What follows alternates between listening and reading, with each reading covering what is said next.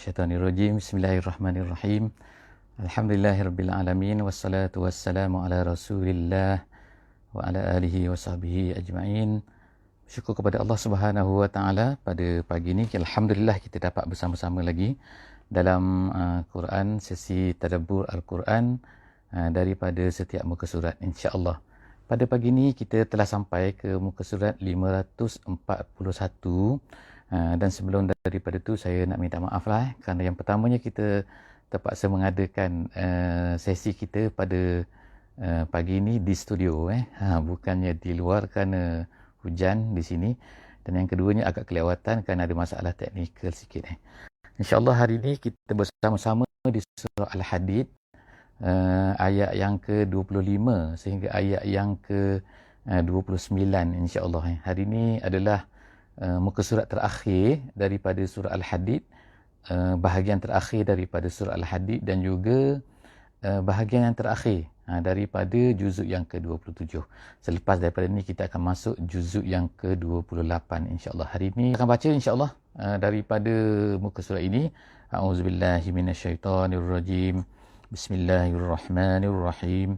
Laqad arsalna rusulana bil bayyinat wa anzalna ma'ahum al-kitab wal mizan liyakuman nasu bil qisti wa anzalna al-hadida fihi ba'sun syadid wa manafi'u lin-nas wa liya'lamallahu man yansuruh wa rusulahu bil ghaib innallaha qawiyyun aziz. Sadaqallahul azim. Alhamdulillah, itu adalah di antara ayat yang kita baca pada hari ini, iaitu ayat 25 daripada surah Al-Hadid. Jadi apakah yang akan diceritakan oleh Allah Subhanahu Wa Taala di dalam muka surat ini, muka surat 541 pada hari ini, iaitu Allah Subhanahu Wa Taala menceritakan beberapa perkara, iaitu Allah Taala dengan kurnianya, dengan anugerahnya, dengan nikmatnya memberikan kepada manusia ni pelbagai-bagai nikmat kepada manusia. Tetapi bukannya perkara ini sia-sia, bukannya tak ada tujuan. Ada sebab Allah Subhanahu Wa Taala memberikan kepada manusia perkara-perkara ini adalah untuk menguji manusia sebenarnya. Dan ianya tidak memberi manfaat bukannya untuk Allah Subhanahu Wa Taala, bukan memberi manfaat ke mudarat kepada Allah Subhanahu Wa Taala, tidak, tetapi adalah untuk manusia itu sendiri. Kemudian Allah Subhanahu Wa Taala sebutkan bagaimana dia telah memberikan kepada manusia ini rasul demi rasul demi rasul, dan kemudian bagaimana sebahagian besar daripada manusia ni dia ni sesat ni. Kenapa? Kerana tidak mahu mengikut apa yang telah ditetapkan oleh Allah Subhanahu Wa Taala. Jadi kita akan tengok pada insya-Allah, betulkan sikit kamera insya-Allah. Okey. Jadi kita akan tengoklah di dalam dalam muka surat ini pada hari ini bagaimanakah, apakah dia yang telah diberikan oleh Allah Subhanahu Wa Taala kepada manusia, nikmat-nikmatnya itu. Jadi dalam ayat ini, dalam ayat 25 ni Allah Taala sebutkan, kami telah utuskan rasul-rasul kami. Rasul-rasul kami maknanya bukan sahaja seorang rasul, tapi banyak rasul. Dikatakan oleh ulama-ulama Islam kita, dia kata ulama-ulama kita mengatakan ada lebih daripada 313 rasul, 313 rasul, dan nabi-nabi pula lebih banyak lagi daripada itu. Jadi Allah Taala kata dia telah mengutuskan rasul-rasul, kemudian tu bil bayyinat, kemudian diberikan kepada rasul-rasul ini dengan penjelasan-penjelasan. Apa dia? Iaitu mukjizat. Ulama-ulama tafsir kata mukjizat iaitu hujah-hujah yang jelas dan nyata melalui lidah rasul-rasul itu. Kemudian itu yang pertama, yang kedua, wa anzalna ma'ahum al-kitaba wal mizan. Kemudian diberikan kepada rasul-rasul itu bukan sekadar mukjizat saja, tapi diberikan pula apa? Al-kitab. Al-kitab ni ulama tafsir kata jinsul kitab, ismul jins. Ilmu jins ni maksudnya lah apa-apa saja kitab lah, bukan kitab khusus. Bukannya alif lam situ al-kitab tu, alif lam itu adalah lil ahdi. Ada alif lam tu kadang-kadang lil ahdi. Alif lam ni dalam bahasa Arab ni banyak jenis. Lil ahdi ni maksudnya the lah, maknanya the dalam bahasa Inggerisnya. Tapi di sini bukan makna the. Tapi maknanya kitab-kitab, iaitu jenis kitab. Tak kira Taurat ke, Injil ke, kemudian Zabur ke, Al-Quran ke, semua tu adalah Alkitab. Wa anzalna, kemudian Allah Ta'ala turunkan rasul, turunkan mukjizat, kemudian berikan kepada mereka tu rasul kitab pula. Kemudian diberikan apa? Mizan wal mizan. Mizan ni ialah neraca. Kalau ikut bahasa asalnya, perkataan asalnya mizan ni ialah dacing tu yang digunakan untuk timbang apa-apalah kan iaitu. Tapi al-mizan di sini ulama tafsir kata adalah maksudnya al-adlu, iaitu keadilan. Ataupun setengah ulama kata ialah iaitu pengukuran-pengukuran yang menentukan satu perkara itu baik ataupun tidak baik. Jadi maknanya Rasul-Rasul ni bukan hanya datang memberitahu saja, tapi diiringkan dengan ada kitabnya, kemudian ada penjelasan-penjelasannya, ada ukuran-ukurannya. Nabi Muhammad SAW sebagai contohnya, dia memberikan kepada kita ni, kepada manusia, kepada umatnya Al-Quran, dan daripada situlah juga dia menjelaskan ini betul, ini salah, ini betul, ini salah kan. Jadi itu nama dia Al-Mizan. Liyakuman nasu bil qisti. Tujuannya adalah supaya manusia ini adil, supaya manusia ini tidak menyeleweng, supaya manusia ini tidak lari daripada apa yang telah ditetapkan oleh Allah Subhanahu Wa Taala. Allah nak bagaimana? Allah nak al-qistu tu bagaimana? Jadi supaya manusia itu tegakkan al-qistu tu. Jadi ada ukuran dia. Jadi kalau kita sekarang kita kata kita ada undang-undangnya. Jadi apa-apa masalah kita refer pada undang-undang. Kita tak cerita pasal undang-undang ikut Islam tak ikut Islam, tapi kita nak katanya keperluan kepada undang-undang tu. Kalau ada undang-undang, maka manusia boleh cuba bayangkan kalau dalam sesuatu tempat tu tak ada undang-undang langsung. Jadi apa-apa siapa-siapa nak refer pada siapa? Refer kepada suka hati. Tak boleh. Jadi mesti kena ada undang-undang. Jadi Allah Subhanahu Wa Taala telah kirimkan Rasul-Rasul ni, kemudian diberikan mukjizat, kemudian diberikan Alkitab, kemudian diberikan Al-Mizan. Kita nak kata sekarang ni kaedah-kaedah syarak ke dan sebagainya, itu pun boleh juga. Al-Mizan itu adalah ukuran-ukuran kan, kaedah-kaedah syar'iyah yang mana yang menjadi ukuran kepada manusia supaya manusia itu boleh tegak. Boleh tegak dengan betul lah di atasnya. Wa anzalna, yang seterusnya Allah Subhanahu Wa Taala sebut dia kirimkan pula tu wa anzalna. Setengah ulama kata anzalna sini ialah ansha'na wa ja'alna kan wa khalaqna, menjadikan. Menjadikan apa? Al-hadida fihi ba'sun syadid wa manafi'u linnas. Allah Ta'ala tak cukup dengan tu. Allah Ta'ala beri pula kepada manusia apa? Iaitu benda, mata benda, perkara, alat, logam yang boleh digunakan. Kami berikan kepada manusia, kami ciptakan untuk manusia itu apa? Besi. Daripada perkataan Allah sebut sini, jadi dia kata diberikan besi. Dia gunakan perkataan di sini anzalna, diturunkan. Kalau ikutnya nazala ni makna daripada atas ke bawah. Jadi sebab itulah ada setengah-setengah ulama tafsir, mereka mengatakan bahawa besi ni sebenarnya tidak ada di bumi dulunya, tapi Allah Ta'ala turunkan daripada langit melalui meteor yang jatuh, kemudian dia berselerak jatuh dalam bumi ni, kemudian dia masuk dalam bumi ni, manusia kemudian boleh korek, jadilah lombong besi. Lombong besi itu adalah untuk mengeluarkan besi yang ada berselerak dalam itu, kata setengah ulama lah. Tapi secara umumnya ialah Allah Ta'ala jadikan besi. Jadi Allah Ta'ala kata Imam Fakhrul Razi, dia kata Allah Ta'ala jadikan dua jenis logam atas dunia, iaitu satunya logam yang murah dan banyak, yang keduanya ialah logam yang sedikit dan mahal. Jadi dia buat contoh Imam Fakhrul Razi dan tafsir dia kata seperti emas ni sedikit, jadi sebab itulah manusia ni berlomba-lomba nak emas. Kalau emas tu banyak macam besi, maknanya tak kisahlah pula kan, tak jadi emas lah pula. Tapi besi lain, besi dia banyak dan dia mempunyai kekuatannya yang tersendiri. Jadi ahli-ahli sains, fizik bahagilah kan, buatlah kan ini kandungan-kandungan macam-macam lah kan, number semua kan. Itu bukan perbincangan kita lah, tapi nak ceritanya bahawa adanya logam itu adalah merupakan hadiah Allah Subhanahu Wa Taala kepada manusia, dan manusia boleh gunakan logam-logam itu. Dan kemudian Allah Ta'ala sebut ni wa anzalnal hadida fi ba'sun syadid, dia mempunyai kekuatannya, kehebatannya, ba'sun syadid yang bersangatan. Apa maksud ba'sun syadid sini? Ba'sun syadid ni ialah makna manusia tu boleh gunakan besi tu untuk buat senjata, untuk buat kenderaan, untuk buat benda-benda berat kan. Benda-benda berat maknanya industri berat dan sebagainya. Jadi manusia boleh gunakan benda-benda tu semua. Bayangkan kalau tak ada besi. Tak ada besi ni maksudnya tembaga, tak ada aluminium, tak ada apa benda, tak ada kan. Manusia nak guna apa? Nak guna kayu. Kan betapa susahnya manusia kalau tak ada logam-logam tu kan. Jadi sejak daripada dulu lagi manusia dah gunakan tu kan. Mata lembingnya, pisaunya dan sebagainya guna hadid. Jadi Allah Ta'ala kata wa anzalnal hadid. Allah Ta'ala yang berikan hadid tu kepada manusia dengan kekuatannya, dengan kehebatannya, ba'sun syadid. Kemudian dia memberi manfaat kepada manusia. Wa manafi'u linnas. Kemudian tu apa? Kenapa Allah Ta'ala buat semua benda ni? Bagi Rasul, hantar kitab, hantar mukjizat, hantar besi, semua tu, hantar mizan. Waliya'lamallahu man yansuruh. Allah Ta'ala sebenarnya nak tengok kan siapa yang nak menolong yang suruhu. Yang suruhu maknanya menolong Allah kat sini. Hu ni tapi maksudnya bukanlah Allah tu perlukan kepada pertolongan. Tak, tapi maksudnya menolong agama Allah Subhanahu wa Ta'ala. Jadi Allah Ta'ala beri kepada kita semua ni nikmat-nikmat ni, tujuan dia apa? Untuk manusia ini menolong agama Allah Subhanahu wa Ta'ala. Ada besi, gunakan besi untuk tolong agama Allah. Ada kayu, ada logam apa pun kan, jumpalah apa-apa lagi kan. Logam-logam nadir ke, logam-logam yang pelik ke, yang tak dijumpai. Yang pelik lah kan sekarang kan, seperti nak buat bateri dan sebagainya. Ada logam-logam dia tu yang tertentu Allah Ta'ala sebenarnya nak tengok man yang suruh. Siapa yang nak tolong agama Allah? Itu tujuan akhirnya kan. Bukannya tujuannya hanyalah untuk berseronok, untuk bersuka. Kita dapat telefon. Telefon tu dalam tu ada bateri, ada menggunakan logam-logam nadir, panggil kan, logam-logam yang pelik tu kan, yang susah nak dapat di bumi ni kan. Hanya tempat-tempat tertentu saja. Jadi Allah Ta'ala buat benda tu semua dulu untuk apa? Untuk manusia. Nak tengok manusia tu man yang suruh. Siapa yang nak tolong agama Allah? Wa rusulahu, dan nak tolong Rasul. Tolong Rasul maknanya tolong ajaran yang dibawa oleh Rasul lah. Kalau kita pada hari ini. Bil ghaib. Allah Ta'ala sebut ini bil ghaib.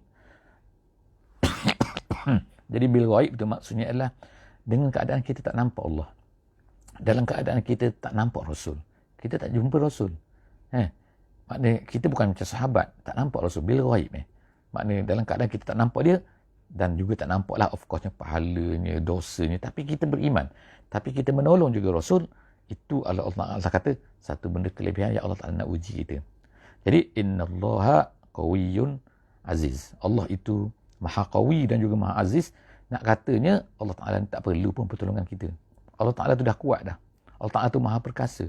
Jadi kita lah bila kita buat tu sebenarnya lah untuk memenuhi ujian daripada Allah Subhanahu wa Ta'ala.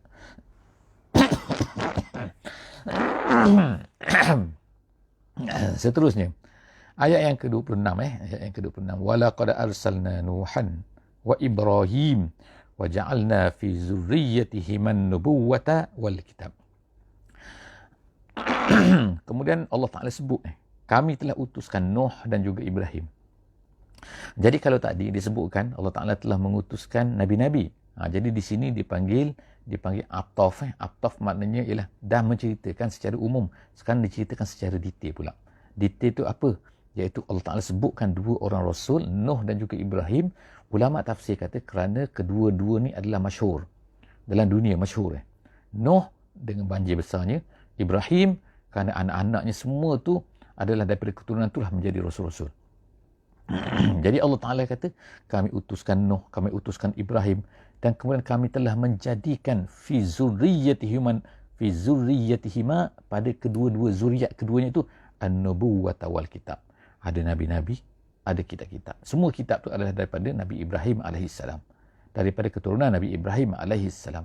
Sama ada Zabur ke, sama ada Quran ke, sama ada Injil ke, sama ada Taurat ke. Taurat kepada Nabi Musa alaihissalam. Nabi Musa adalah keturunan daripada Nabi Ibrahim. Kemudian Injil kepada Nabi Isa alaihissalam daripada Bani Israel.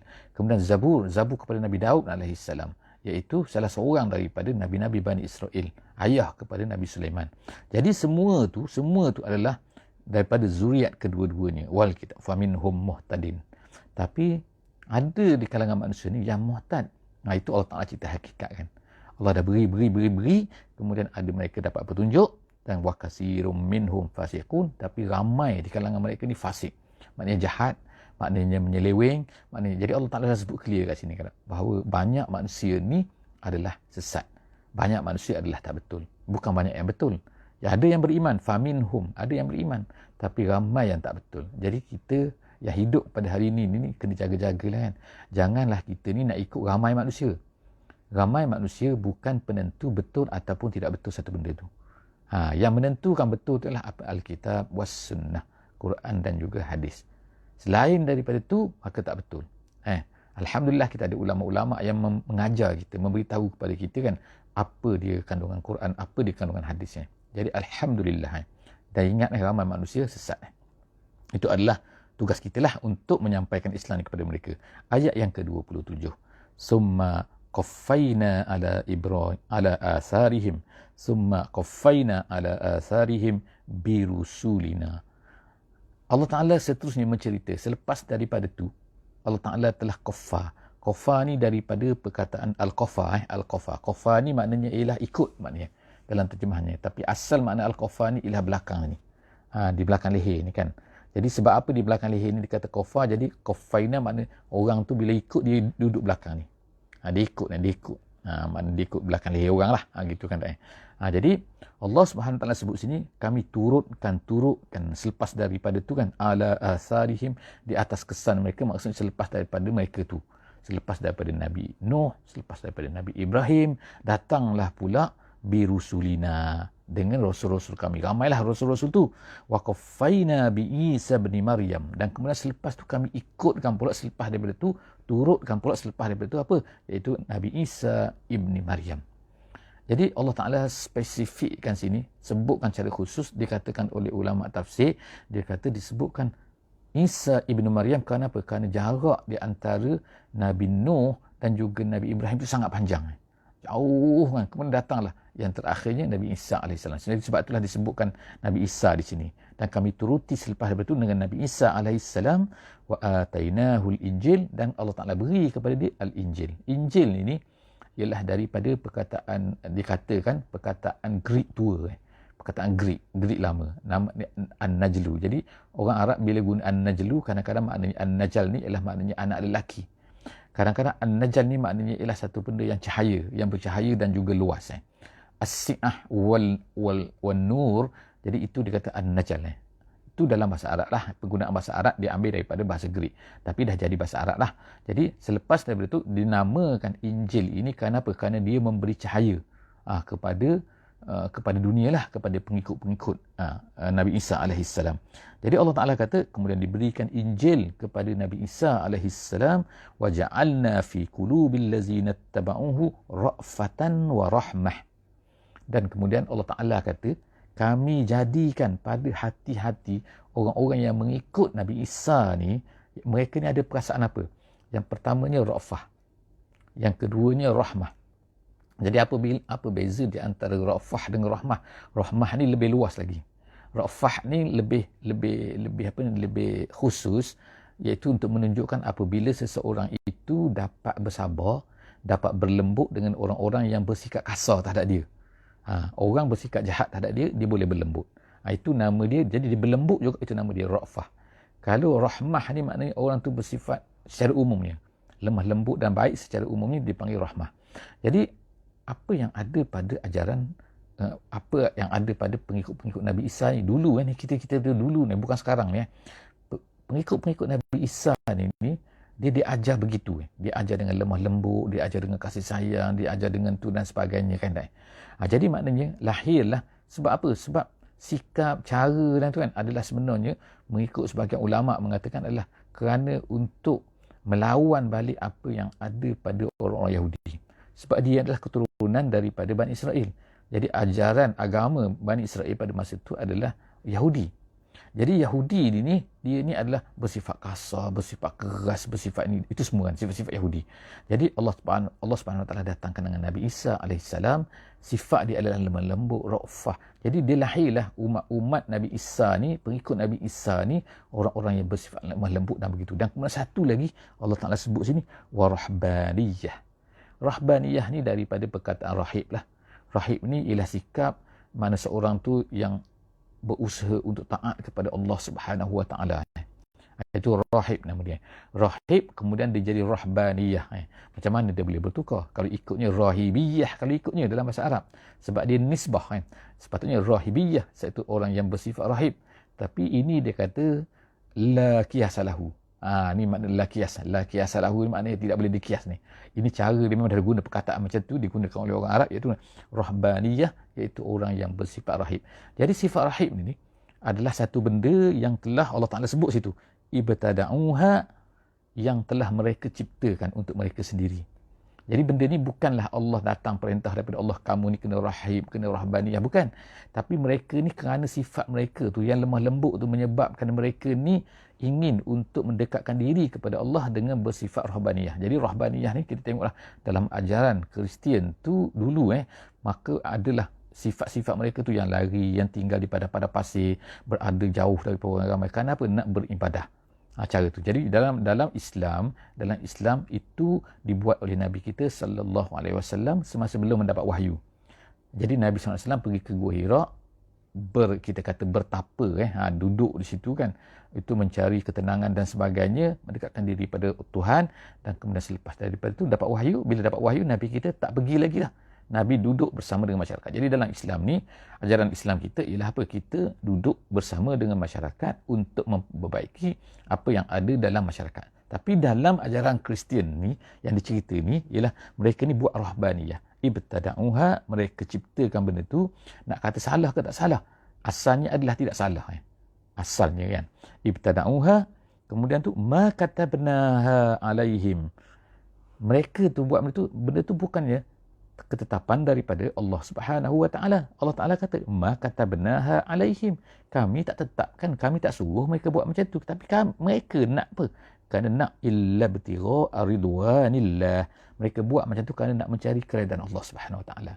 Jadi salah ke? Kalau ikut asalnya adalah tidak salah. Selagi mana mereka melaksanakanlah ketetapan-ketetapan, kewajipan-kewajipan yang diwajibkan ke atas mereka.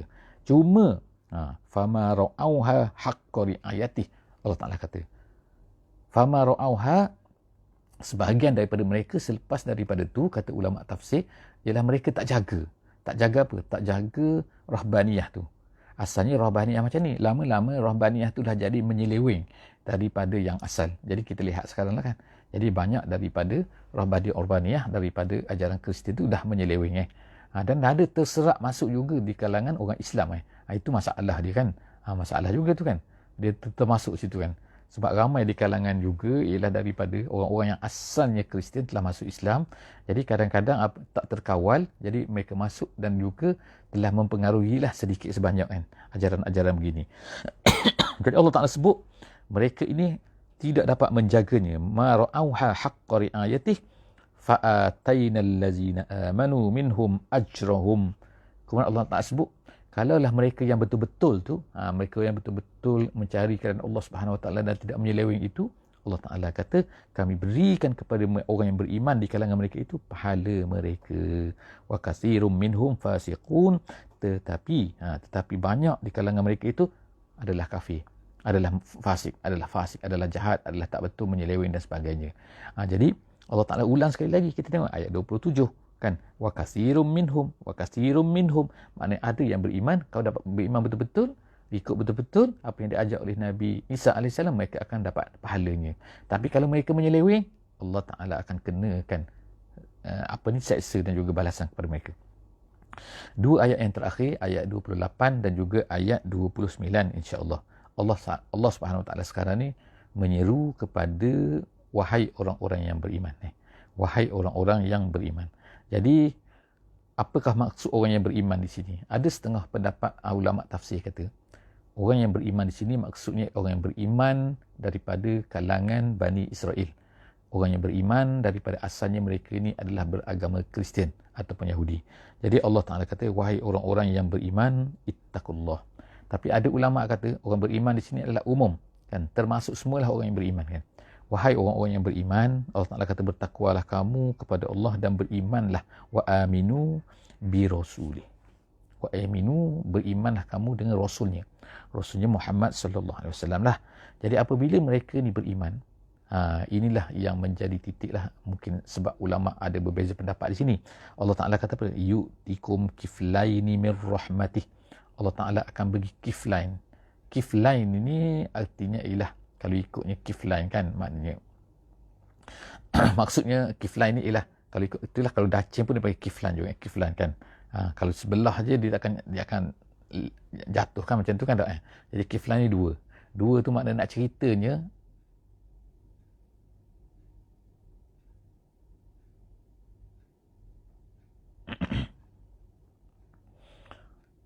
suara tak dengar ke? Orang lain ada tak yang boleh dengar suara?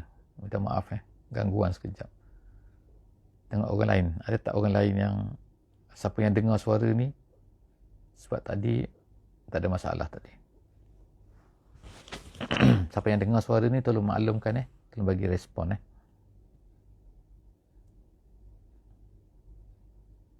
Okey, insya-Allah dengar tak ada masalah cuma ada mungkin ada tempat-tempat yang tak dapat dengar kan, mungkin ada masalah dengan line ataupun dengan komputer dan sebagainya. Jadi insya-Allah seterusnya, jadi kita kata sini kan ada dua dua pendapat sini kan. Satu pendapat kata iaitu apa? Iaitu ya ayyuhallazina amanu sini, wahai orang yang beriman situ. Beriman tu beriman, siapa yang beriman? Orang Bani Israel ke, orang Bani Israel yang beriman ke, ataupun daripada umat Islam. Jadi ada dua pendapat situ. Jadi kita baca dia, tengok kan macam mana kan. Dia kata Allah Taala kata siapa yang beriman ni dengan Rasul, maka Allah Taala akan beri kiflain. Kiflain ni maknanya nasibain, dua benda lah, dua dia dapat ni, bukan satu saja. Dia dapat nasibain ni, dua bahagian. Dua bahagian min rahmatih, daripada rahmat Allah Subhanahu Wa Taala, wa yaj'al lakum nuran tamshuna bihi, dan Allah Taala jadikan kepada mereka ni cahaya.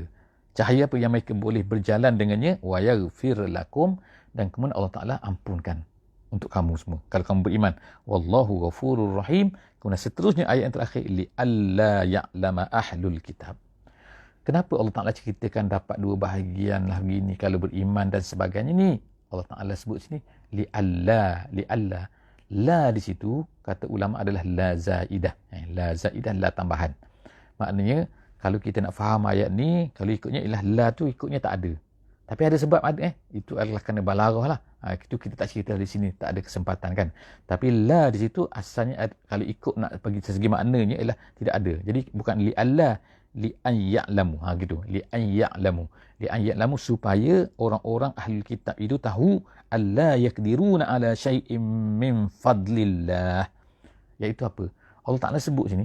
Allah Taala sebut dia nak beri macam ni, nak beri dua bahagian, nak beri ni, nak beri banyak dan sebagainya kan. Tu semua tu adalah hak Allah Subhanahu Wa Taala.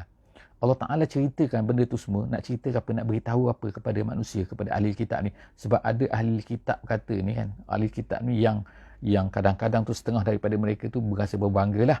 Mereka kata, wow, dapat dua, kami lebih hebat daripada kamu lah. Jadi berbangga-bangga ni Allah Taala tak suka.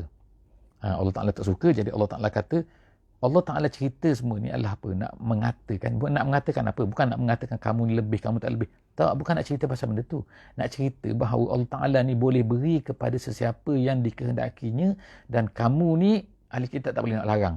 Tak boleh nak halang kalau Allah Ta'ala nak beri. Jadi Allah Ta'ala kata sini, li'alla ya'lama ahlul kitab, supaya orang ahli kitab tu tahu bahawa apa? Alla yakdiruna ala syai'im min fadlillah. Bahawa mereka ni tak langsung ada power, tak ada kuasa, tak ada dapat menghalang kalau Allah Subhanahu Wa Taala nak beri sesuatu kepada manusia. Itu yang penting. Yang penting bagi kita kan. Sehingga kita pada hari ni bila kita baca ayat ni kan, kita rasa bahawa kalau Allah Taala nak beri itu tak adalah kita katakan, kalau kita lah sebagai contoh kan. Kita pekerja. Kemudian kita ada ketua, kita ada manager, kita ada pemilik syarikat, owner kan, dan sebagainya. Tiba-tiba dia nak beri. Kemudian kita komplain pula. Kenapa beri pada dia? Kenapa tak beri pada saya? Terpulang pada dia lah dia nak beri. Sebab dia pemilik tu kan.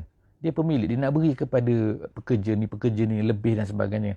Tu terpulang lah. Kalau dia nak beri hadiah. Kenapa saya tak beri hadiah?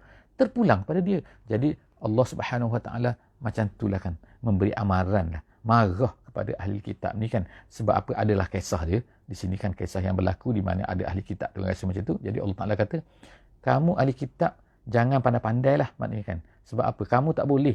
Allah Ta'ala nak beri, terpulang pada dia. Jadi Allah Ta'ala kata, supaya Allah Ta'ala cerita semua ni kan, nak beri dua, nak beri kepada orang beriman ni kan. Orang tak beriman tak dapat dan sebagainya. Supaya mereka tahu bahawa sebenarnya mereka ni tak mempunyai kemampuan apa-apa. La yakdiruna ala syai'im min fadlillah. Mereka ni tak ada kuasa untuk menentukan apa-apa pun kalau Allah Ta'ala nak kurniakan apa-apa. Wa annal fadla biyadillah. Allah Ta'ala kata fadla, kurniaan itu biyadillah, di dalam kekuasaan Allah Subhanahu Wa Ta'ala. Allah Ta'ala nak beri pada siapa, terpulang pada dia. Yu'tihi man yasha. Dia nak beri pada siapa, terpulang kepada dia. Wallahu zul fadlil azim. Dan dia tu sangat banyak kurniaan dia. Maknanya kalau diberi pun tak habis, jadi terpulanglah pada dia. Dia nak beri apa-apa pun. Yang kita ni sibuk ni kenapa? Gitu kan. Jadi insya-Allah kita tamat pada hari ini surah Alhamdulillah, soal hadid. Jadi moga-moga kita diberi kekuatan lah oleh Allah Subhanahu Wa Taala untuk terus selepas daripada ni untuk mengikuti siri-siri tadabbur kita. InsyaAllah kita masuk yang seterusnya nanti masuk surah Mujadalah insyaAllah di esok hari, kalau tidak ada halangan daripada Allah Subhanahu Wa Taala. Kalau Allah Taala izinkan, kita akan bersama-sama insyaAllah. Ada orang bertanya kepada saya, bolehkah di-sharekan? Jadi saya selalu ulang-ulangkan, beritahu selalu bahawa sila share. Bukannya boleh ataupun tidak boleh, tapi nak minta kepada kita semua supaya sharekan di mana-mana saja tempat kepada semua manusia, insya-Allah. Wallahu a'lam bissawab. Bismillahirrahmanirrahim. Wal 'asri innal insana lafi khusr illa allazina amanu wa 'amilus solihat wa tawasaw bil haqqi wa tawasaw bis sabr. Wassalamualaikum warahmatullahi wabarakatuh.